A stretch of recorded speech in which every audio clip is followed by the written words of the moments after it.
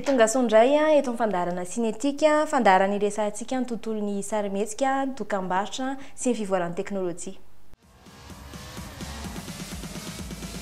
Azadino fandarantsika sinetika isaky ny alahady amin'ny 9:00 anarahanao misimisy kokoa ny momba ny cinéma, publicité ary ny teknôlôjia. Arak'izany dia ireto avy no hitantsika amin'ity an'ity.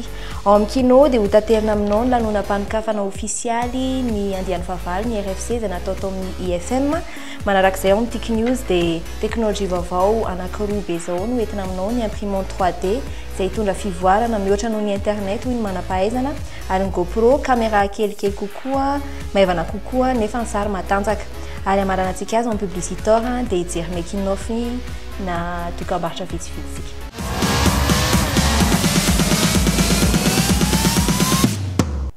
Ny kino dia teny rosiana izay midika ihany hoe cinéma. Arak'izay atao amin'ity zanam-pandarana ity dia amelapelatra ny tontolon'ny cinéma isika.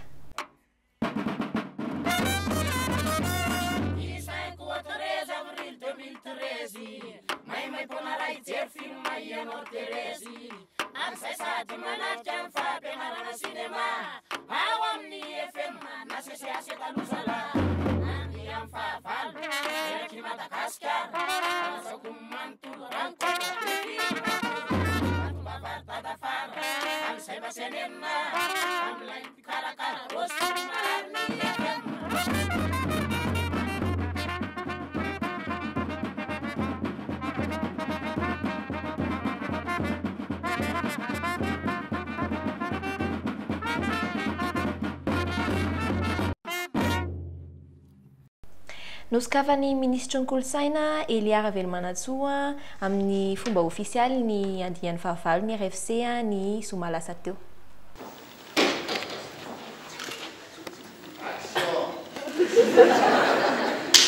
Je déclare lancée ouverte du 8e rencontre du football.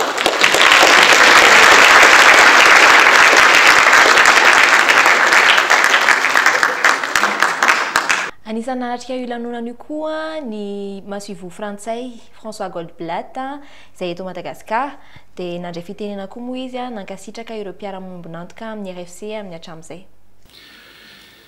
Chers amis, le cinéma malgache peut aujourd'hui espérer, grâce au dynamisme de jeunes réalisateurs, véritables militants du 7e art, qui ont trouvé au sein des RFC soutien et appui. Plus que jamais, la coopération française est présente pour soutenir et aider ce festival essentiel à se développer. L'engagement de l'Institut français de Madagascar, co-organisateur, celui de l'Institut français de Paris, et les moyens mobilisés sur crédit du projet FSP franco-malgache Armada 2 permettent de prendre en charge la venue et le séjour des invités internationaux des RFC, d'appuyer l'organisation et les actions de formation, ainsi que les actions de communication et de promotion du festival.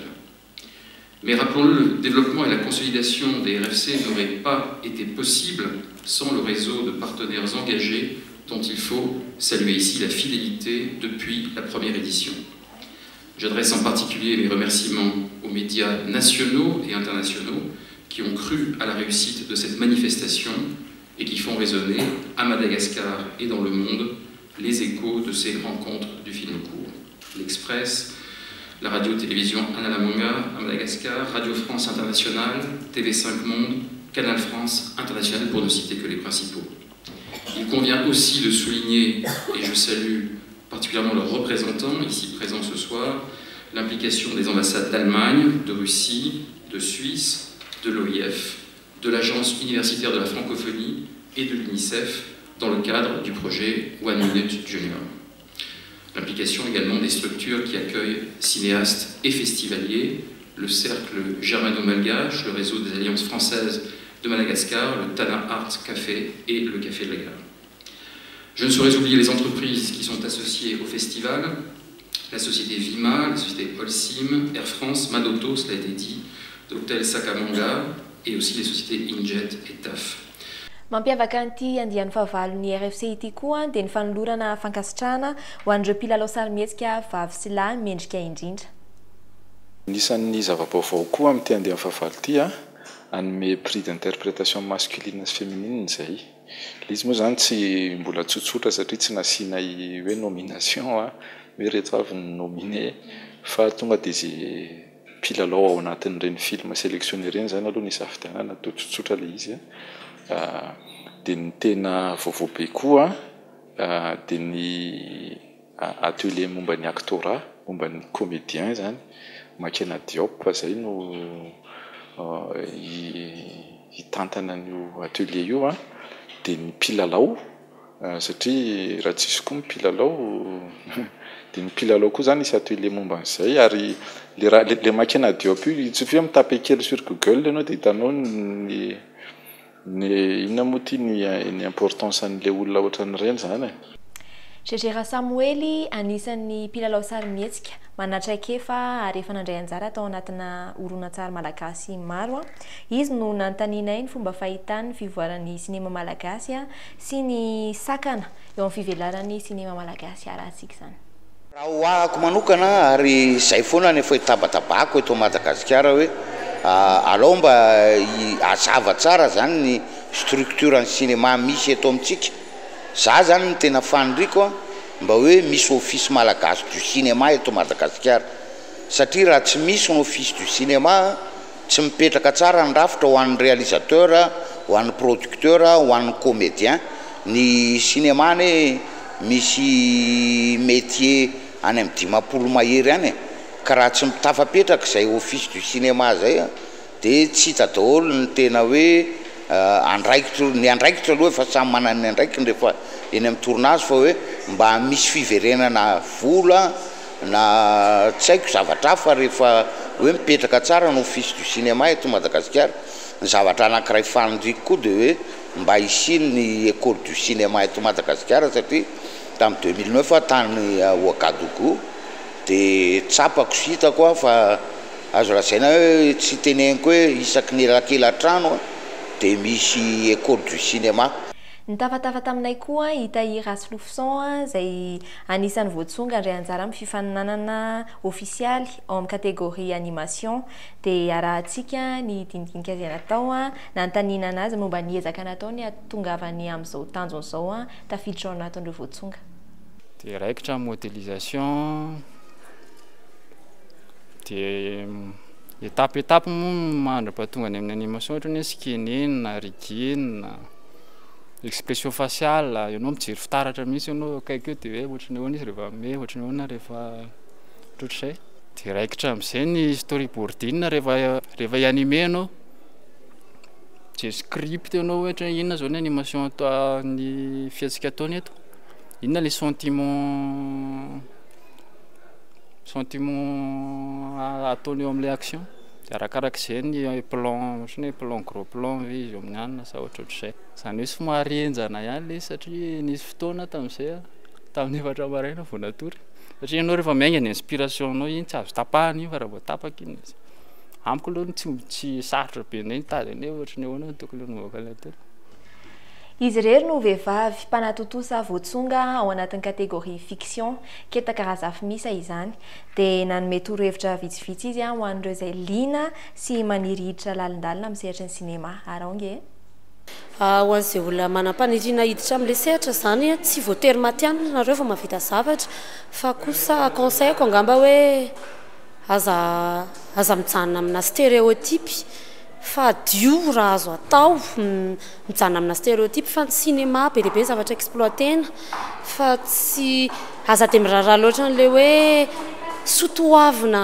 mamalagasy masina mamalagasy tsy zany ny cinéma afaka exploitena daholo ny tontolo rehetrarehetra na tontolo farak'izay maizina ary dia exploiteo izay sokafo ny saina sokafo ny heritreritra alefaso lavitra le heritreritra fa aza mijanona amina zavatra anankiray dia aza menatra ny maneho an'izay émotion rehetra ao anaty dia izay angambany dia aza dia miraharaha loatra mety hoe tsy manana moyen tsy izay ny zava-dehibe fa na dia manoratra fotsiny ary ianao fa rehefa manana finiavana dia miezaka rehefa manana an'ilay finiavana dia hiezaka dia voatotosa foana iny dia izay angambany eto mpamaranana ny zanam-pandarana kino dia mahafaly anay manolotra anao fampianarana lesona sy torohevitra tsotsotra momba ny cinéma. Plutôt 35 ou 16, panoramique ou 1,66. Ce soir, le truc vous dévoile tout sur les différents formats. Aujourd'hui, le truc s'intéresse au format. Voici un mot fort galvaudé et nous entendons vous en restituer ici et maintenant les véritables significations. Alors, tout d'abord, il faut savoir que ce terme format au cinéma recouvre deux notions très différentes, le format du support, la pellicule, et le format de l'image projetée, ou plus exactement ses proportions.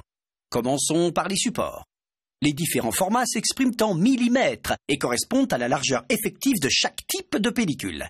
Même si certains d'entre eux sont en voie de disparition, en voici les principaux. Format amateur, le 8 mm et le Super 8 font tous deux 8 mm de large, le Super 8 se distinguant du 8 mm par des perforations plus petites qui permettent d'augmenter l'image de 36%. Format semi-professionnel, qui prévoit une piste son, le 16 mm augmente la taille et donc la qualité de l'image. Il existe également dans une version Super 16 qui utilise l'espace réservé à la piste sonore pour augmenter encore de 14% la surface exposée. Quant au 35 mm, c'est le format professionnel le plus répandu. Cette pellicule est également le support le plus largement utilisé en photographie argentique sous le numéro de code 135. Enfin, le 70 mm offre évidemment une très grande qualité d'image. Cette pellicule est essentiellement utilisée aujourd'hui pour des expériences baroques, comme les projections IMAX, censées immerger le spectateur dans un amas d'images et de sons. Voilà pour les formats de pellicule. Abordons maintenant la deuxième partie de cet exposé, les formats de projection. On pourrait bien évidemment les mesurer en centimètres ou en mètres, voire en centaines de mètres pour les projectionnistes mégalomanes, mais la taille de l'écran varie d'une salle à l'autre. On préfère donc s'intéresser aux proportions de l'image, c'est-à-dire au rapport de la largeur de l'image sur sa hauteur. Alors, premier format de projection, le 1,33. Il correspondrait donc à un écran de 1,33 m en largeur sur 1 m en hauteur. Mais selon les salles, il peut se multiplier en 13,30 m par 10 mètres, 133 mètres par 100 mètres, etc., etc. Seules les proportions nous intéressent. On l'appelle d'ailleurs aussi format 4 par 3, 4 tiers, puisque 4 divisé par 3 égale 1,33. Ce format presque carré est historique. C'est celui de toutes les projections jusque dans les années 1950, lorsque la télévision, qui adopte ce même format, commence à menacer l'industrie cinématographique. Les films prennent alors des formats de plus en plus larges et panoramiques pour affirmer leur suprématie spectaculaire. En voici les principaux. Le 1,66, dit aussi standard européen, est obtenu en plaçant un cache au moment de la prise de vue ou au plus tard lors de la projection. Certes, la portion de pellicule exposée ou projetée est moindre, mais la perfection des pellicules et des objectifs actuels permet de maintenir une qualité suffisante. Le 1,85, ou standard américain, accentue l'élargissement en utilisant un cache encore plus rectangulaire. Comme par hasard, il est assez proche du rapport 16/9 préconisé aujourd'hui en télévision, puisque 16 divisé par 9, égale 1,78.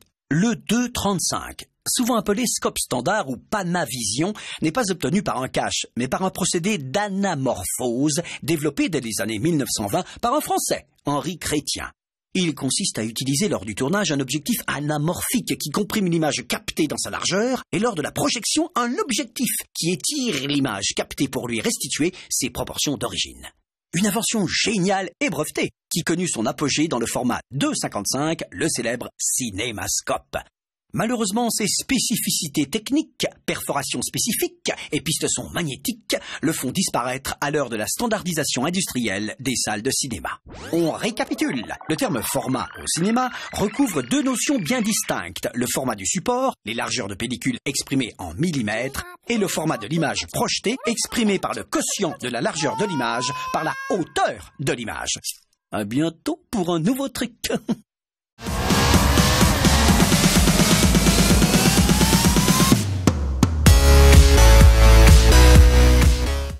Atao mizanam-pandarana Tik News indray isika dia ezaka ny afantatra ny fitaovana vaovao mivoaka any ivelany any dia ezaka ny tsy ho tarintsika amin'ny teknôlôjia vaovao.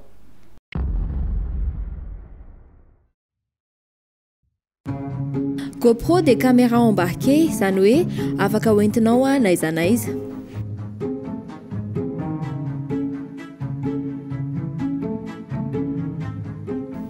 Manamora amin'ny fitondrana azy ny ankely mihoatra ireo caméra professionnel rehetra efa mahazatra.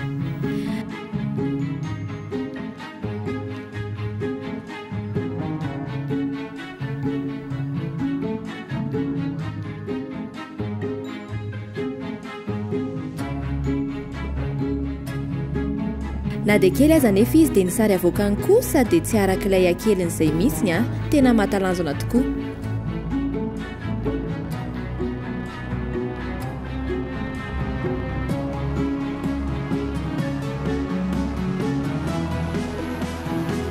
izy ity moa dia ny mpanao fanatanjahantena no tena mampiasa azy rehefa tian'ora ketina tsary a ny sanganasana.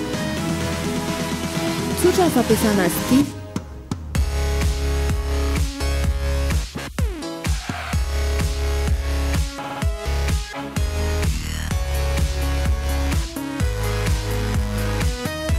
ny toerana rehetra dia afaka metahana azy avokoa, eny ambony hazo raha toy ianao akasary avoavo a, mety koa na eny ambozonana raha toa eny ampisidinana koa ianao. tsy manova ny sary avoakany nefa izany fa efa izay mihitsy ny mahamatianina n'ity GoPro ity.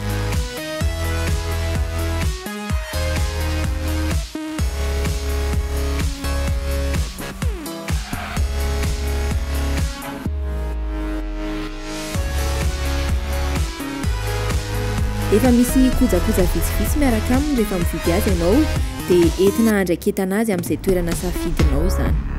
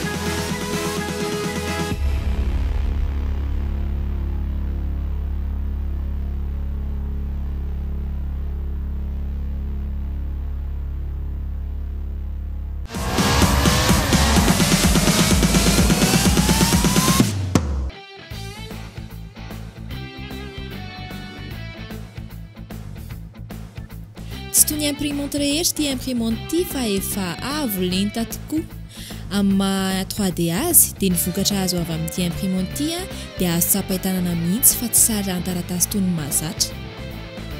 Mety maro amintsika no efa nanonofo ny hanota zavatra 3D ankehitriny dia ho tanteraka izany. raha efa mahazo laka amin'izao ny écran 3D dia indrindray ny imprimante 3D.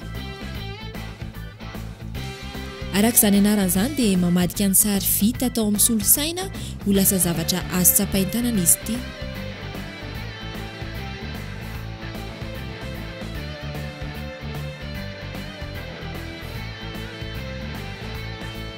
Raha taloha rehefa manota sary iray dia mivoaka eo amin'ny taratasy izy dia amin'ity imprimante 3D ity kosa indray dia lasa toy ny tena izy izany. Jereo nge.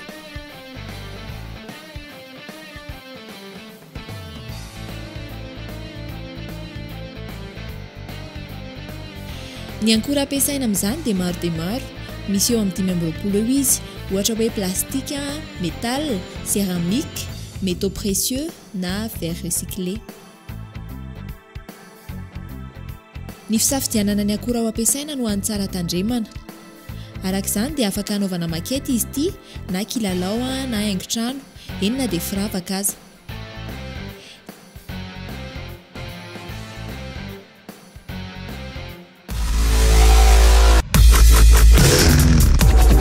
Bonjour, je suis Rich Brown de CNET depuis le CES 2013 et voici l'imprimante 3D Cube de 3D Systems. C'est la nouvelle version de l'imprimante 3D qu'ils avaient annoncée l'an dernier. Elle apporte un tout nouveau concept de plateau. Alors que l'ancien était chaud pour maintenir l'objet fixe, celui-ci est froid, ce qui est plus sûr pour les enfants. Voici la cartouche d'où sortent les filaments plastiques. Ils passent par ici, puis vont dans le propulseur qui construit l'objet que vous avez envoyé depuis votre ordinateur. L'ancien modèle n'utilisait que le plastique ABS. Celui-ci peut utiliser l'ABS, mais aussi le PLA. C'est un autre matériau qui a plus de flexibilité selon ce que vous voulez construire. Le nouveau modèle est également un peu plus silencieux pendant l'impression. Il est plus rapide et plus précis. 3D Systems a un autre truc sympa, c'est un nouveau programme de recyclage, auquel vous pouvez envoyer la cartouche et le filament. Ils recycleront le tout.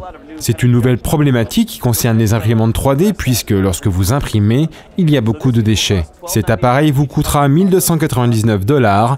Chaque cartouche coûte elle environ 50 $. 3D Systems prend les commandes dès aujourd'hui et les livrera à partir du 21 janvier.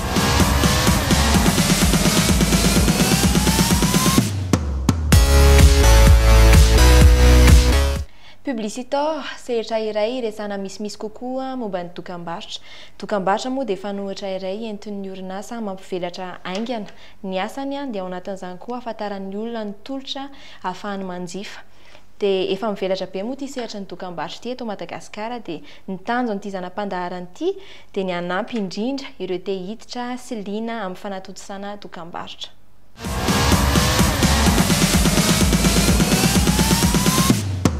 Arak'izany dia anaraka making of vitsivitsitsika ahitantsika hoe ahoana ny fomba fiasan'ny matianina ny velany rehefa manatotosa dokam-barotra.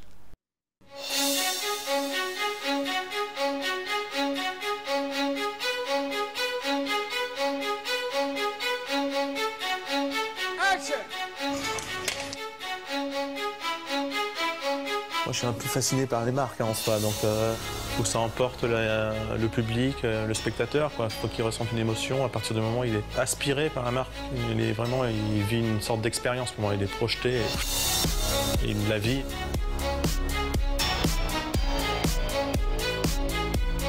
À la différence de certains films où on garde seulement une idée pour un film, là en gros il a la ligne directrice qui est l'étoile, Mercedes, la marque et une sorte d'association d'idées permanente entre chaque plan. Mais par contre chacun va trouver une scène où il aura une certaine proximité en fait. Il va se dire, ben moi j'ai eu cette émotion là à cet endroit là. And action. Spécial making of.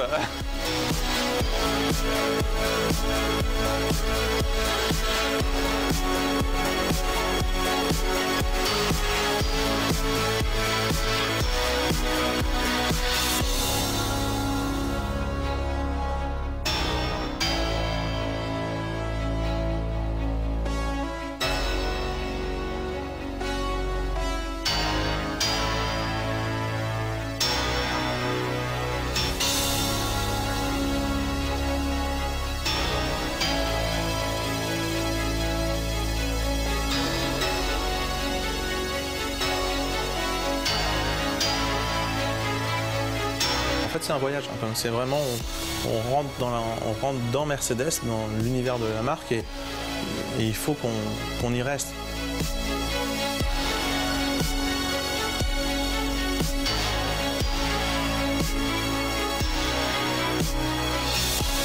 Si on prend Mercedes, c'est une marque qui a un patrimoine, une histoire. Elle a commencé à un moment, mais elle va nous apporter ailleurs. Et je pense qu'elle sera encore là pour un certain nombre d'années.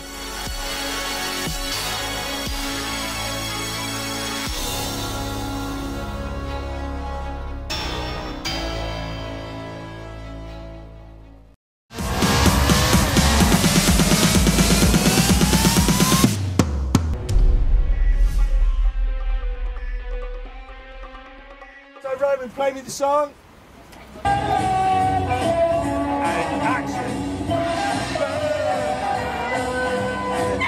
We also spent a lot of time listening to the music, so that it just gets stuck in your head after a while. It's interesting, I've never been on a set as big as all this before, with all these people helping me out, and we've been throwing bikes around and the unexpected happened. Yeah, so far pretty good. Shoot it.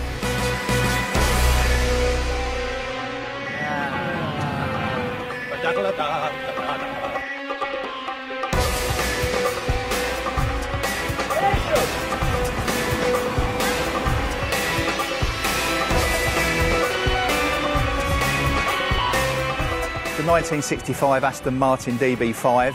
It's such an iconic Bond car. It was actually first used in the film Goldfinger.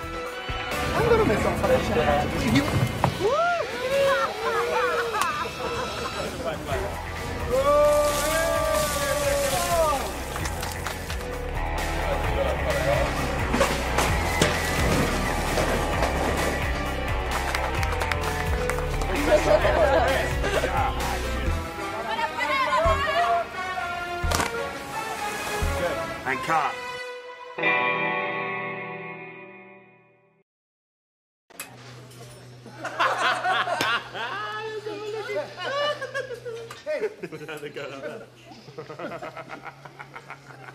Bum bum bum bum bum bum bum bum bum bum bum bum. Bum bum bum bum bum.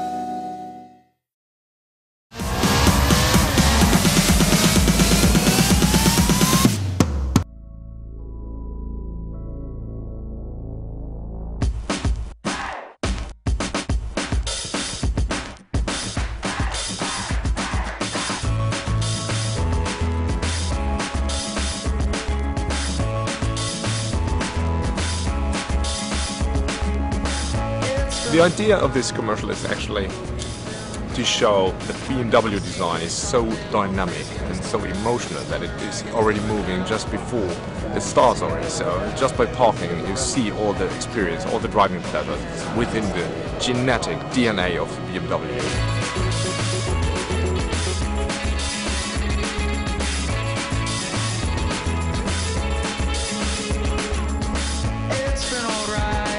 Hey, I'm Samuel Bear.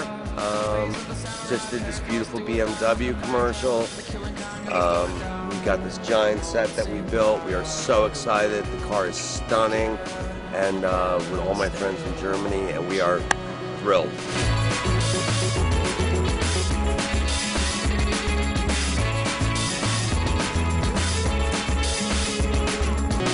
Hi, my name is Simon Wackley. I'm the motion control operator. I operate the rig over here. And I can program it to do a move and repeat that move exactly. And that way we can get passes for the lighting that look beautiful for the tires and beautiful for the headlights.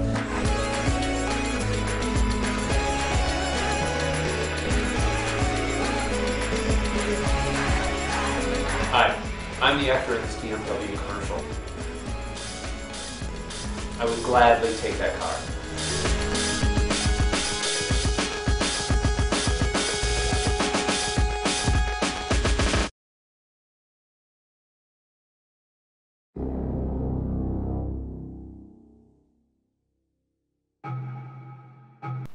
Mankasitraka anao nanaraka ny fandarana sinetika hatramin'ny farany a manome fotoana aminao a amin'ny alahady toy izao ihany amin'ny 9:00 dia raha te hiara-iasa aminay ianao dia io ambany io ny adresy mail ahafahantsika mifandray. Mankasitraka tompoko.